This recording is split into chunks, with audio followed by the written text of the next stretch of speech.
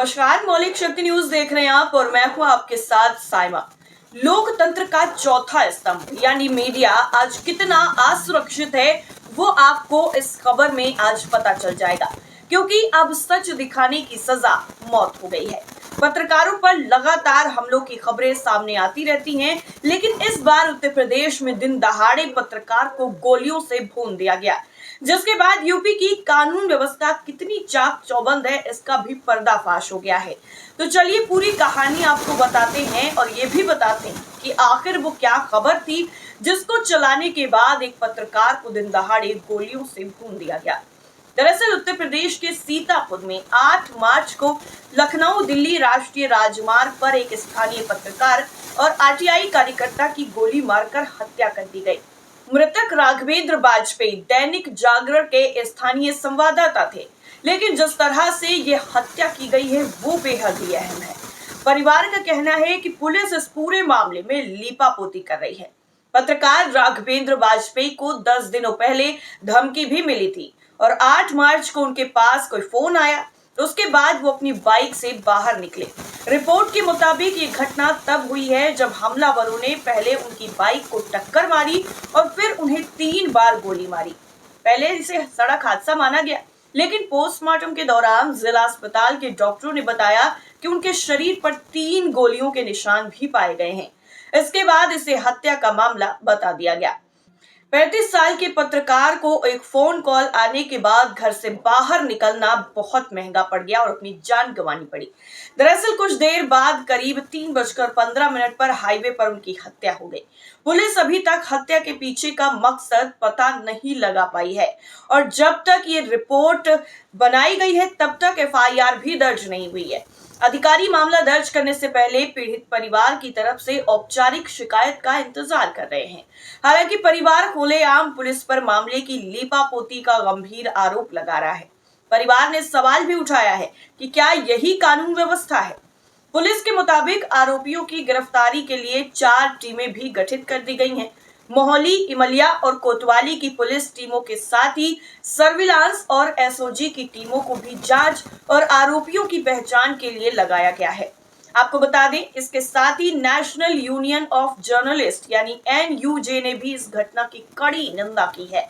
उसने एक्स पर अपनी पोस्ट में लिखा है कि हम सीतापुर में दैनिक जागरण समूह के वरिष्ठ पत्रकार राघवेंद्र वाजपेयी की जघन्य और निंदनीय हत्या के मामले में सख्त एवं तत्काल कार्रवाई की मांग करते हैं। राज्य के सभी अंगों को मीडिया कर्मियों की सुरक्षा को गंभीरता से लेना चाहिए, क्योंकि वो समाज की आंख और कान है। इसके साथ ही पत्रकार राघवेंद्र वाजपेयी के परिजनों ने जिलाधिकारी को संबोधित 4 सूत्रीय मांग पत्र भी एडीएम को सौंप दिया है। आपको बता दें कि इस घटना में शामिल हत्यारोपियों की गिरफ्तारी और कठोरतम कार्रवाई, मृतक आश्रितों को 1 करोड़ की आर्थिक सहायता, पत्नी को योग्यता अनुसार नौकरी और बच्चों की शिक्षा की व्यवस्था की मांग की गई है और ये 4 मांगे लेकर के एडीएम को पत्र भी दे दिया गया है। आपको बता दें कि राघवेंद्र की 8 मार्च को दिन दहाड़े गोली मारकर हत्या कर देने के मामले ने तूल पकड़ लिया है। वहीं रविवार सुबह से ही मोहाली आवास पर जनप्रतिनिधि परिजनों को ढांढस बंधाने भी पहुंचे हैं। इसमें कांग्रेस प्रदेश अध्यक्ष अजय राय, राष्ट्रीय उपाध्यक्ष भाजपा रेखा वर्मा, अवध क्षेत्र प्रभारी कमलेश मिश्र, विधायक मोहाली शशांक त्रिवेदी, एडीएम नीतीश सिंह और बाकी लोग भी शामिल रहे। परिजनों ने इससे पहले जिला प्रशासन पर मांगों को न मानने का आरोप लगाकर हंगामा किया। उन्होंने शव को सड़क पर रखकर प्रदर्शन करने की भी बात कही। हालांकि एडीएम और जनप्रतिनिधियों के समझाने पर परिजन माने और मांग पत्र दिया है। धान खरीद में गड़बड़ी को उजागर किया था पत्रकार ने। जी हाँ, दरअसल बताया जा रहा है कि दैनिक जागरण की मोहाली तहसील के संवाद सूत्र जो है राघवेंद्र वाजपेयी की हत्या ने लोगों को स्तब्ध करके तो रख ही दिया है, लेकिन इसमें खुलासा भी हुआ है। पोस्टमार्टम रिपोर्ट में 4 गोलियां लगने की पुष्टि होने के बाद चर्चाएं जोर पकड़ने लगी।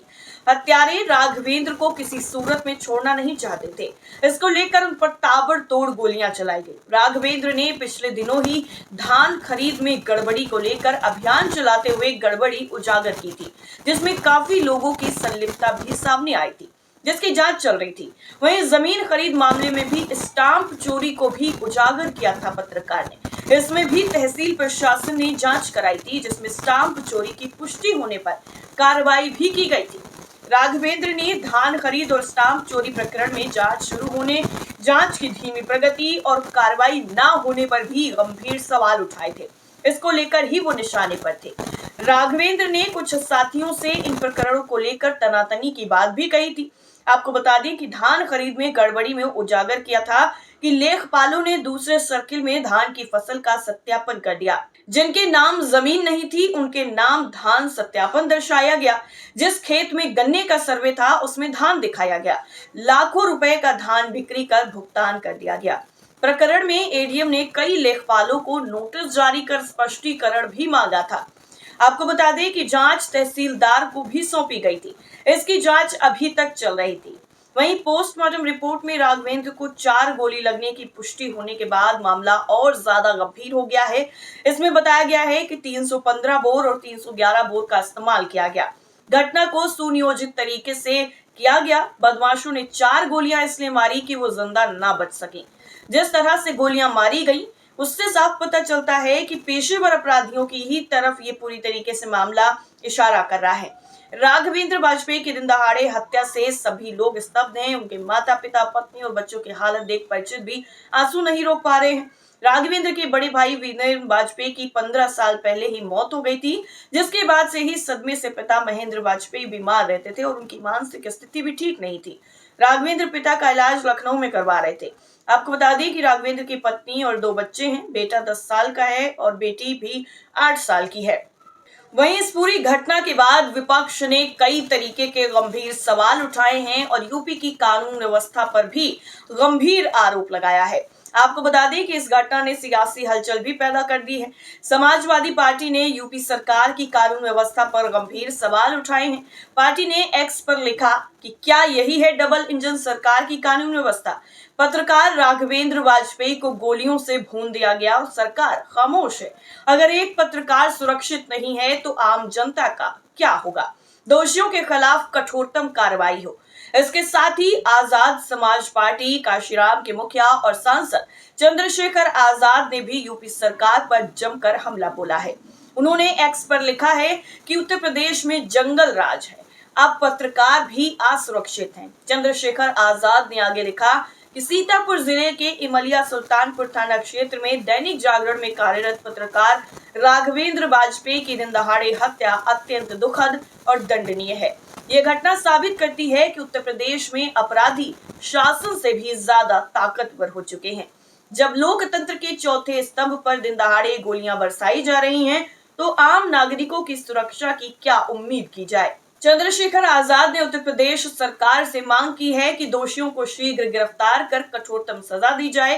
इसके अलावा पत्रकारों की सुरक्षा के लिए विशेष कानून भी बनाया जाए।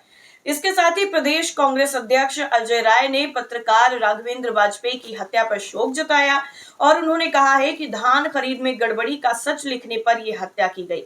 उन्होंने सरकार से हत्यारों की गिरफ्तारी, 1 करोड़ मुआवजा और पत्नी को सरकारी नौकरी देने की मांग की है। इसके अलावा भी कई और नेताओं ने इस पूरी घटना को लेकर गंभीर सवाल उठाए हैं और यूपी सरकार से इसका जवाब मांगा है और एक्शन यानी पूरी तरीके से जो भी हत्यारे हैं उनको गिरफ्तार करने की मांग की गई है। आपका क्या मानना है इस रिपोर्ट को लेकर कमेंट करके जरूर बताइए। फिलहाल के लिए इतना ही। नमस्कार।